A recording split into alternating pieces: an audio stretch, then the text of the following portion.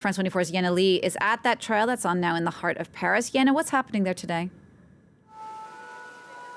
Well, it's the second to last day of closing arguments for lawyers, and this Thursday it's Mohamed Abrini's lawyer who has been defending him in the court behind me.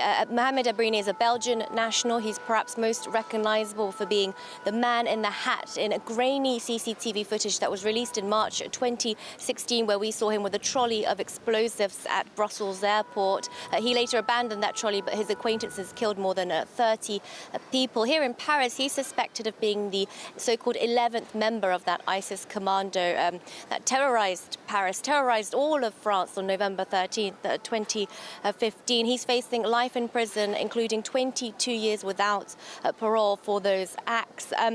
His lawyer has just wrapped up, has been speaking continuously and just said Mohamed Abrini is not a soldier of the Islamic State group. You will find him guilty, you will convict him, but you won't forget that he never stopped doubting. Abrini is a childhood friend and a former neighbor of Saleh Abdeslam, that key suspect whose lawyer will be defending him on Friday.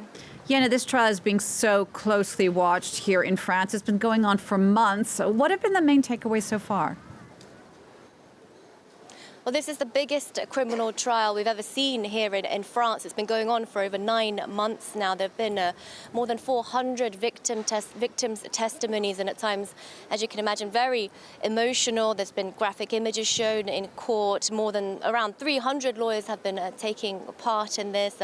French leaders at the time, including former President François Hollande, his Prime Minister, his Interior Minister, they've all taken the stand. And the whole event is being filmed for historical purposes. As you mentioned, there are 20 people standing on trial, 14 people who are physically here. The others are either dead or presumed dead. They face anywhere between 5 years to life in prison without parole. That last sentence is the harshest sentence that exists in France and has only been used 4 times before. And victims and observers have been seeking answers as to why and how this all took place on that night on November 13th, 2015.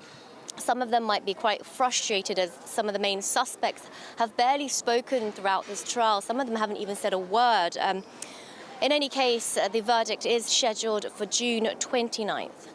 Yena, thank you for that. France 24's Yena Lee.